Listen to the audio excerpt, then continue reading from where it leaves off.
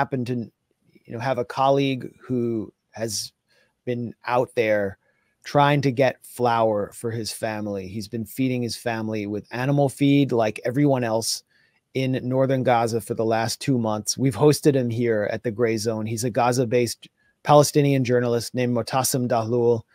And when Israel on February 25th killed some 30 people on Al-Rashid spot at a gathering place for an aid truck, he became separated from his son and actually lost his young son for close to 48 hours. Just imagine, that experience psychologically as a father of just having lost your son. His son turned up, but then as he went to get flour again several days later, and he actually did secure the flour bag for his starving children.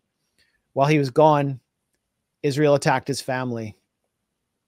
At night, she told me she was hungry, Motasem says. I said I had nothing to do except risking my life to get some aid.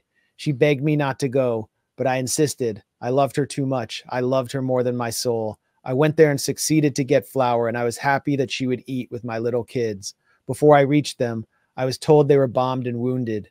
I left the flour and rushed to the hospital, found my 16-year-old son, Asim, wounded, and her and my little angel, Abu Bakr, martyred.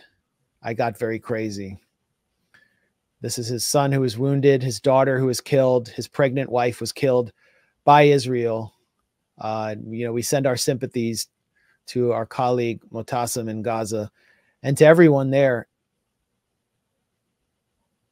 This shouldn't be happening. And, you watch this and you feel metaphorically engulfed in flames. It feels so frustrating when you're so voiceless and you're so unable to make any change happen to stop this when your government is wholly responsible for this genocide.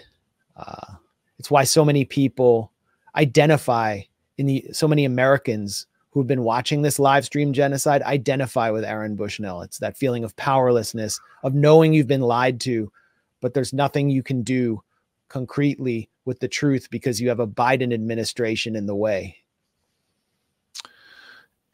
His story there, it shows how impossible this is for Gazans. So he goes out to get food for his starving family. They get killed. Other people go out to get flour for their starving family, and they get killed while they're in line for flour. So no matter where you go, no matter what you do, you're marked for death by this psychotic, satanic regime. It's the Zionist Hunger Games. It's the literal Zionist Hunger Games, and it's being live streamed. And, life goes on here.